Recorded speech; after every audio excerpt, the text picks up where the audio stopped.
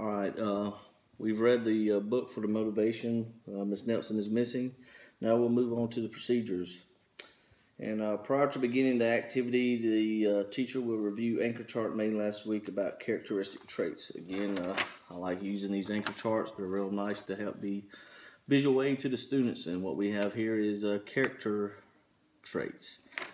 On the anchor chart it states, tell or show how the character in the story look, feel, and act. Think about how a character looks. Describe the traits of them. Tall, short, skinny, boy, girl.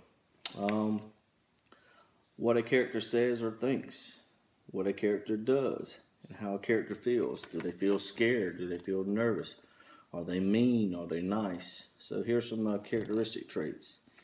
And lastly, when we put star by it is important to know characteristic traits because this can help readers understand the story by making personal connection with the characters.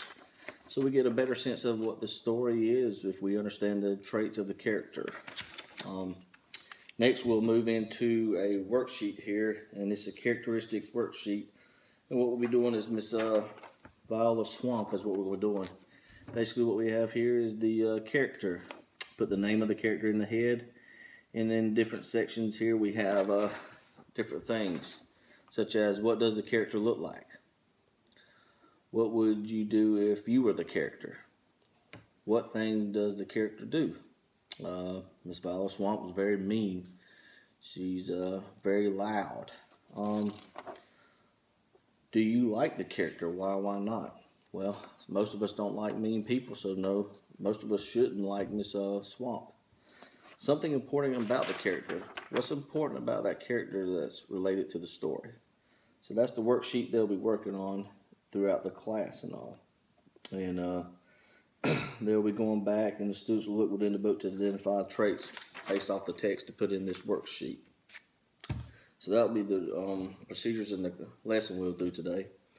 As far as closure, again, we'll do the ticket out the door activity. The learner will give a character trait about themselves. The teacher will remind students that their character trait should be something positive about themselves. So what we'll do is the teacher will randomly call on a student and get them to give a positive trait about themselves. Again, we want to keep it positive so there's no ridicule or any bullying going on later on. And make sure that the teacher keeps control of the class so it doesn't turn into something negative for the student. Again, this is an easy formative assessment to understand, does the student know what a trait is. And as far as homework, what we'll do is the learner will list 10 characteristic traits about someone at their home that are positive traits. So the student will go home, they'll choose one person in their house and give us 10 characteristics. They'll bring it back to the class, share it with the class, and then the class will try to determine who that person is in the home. So we use the characteristic traits to try to identify a person within their home.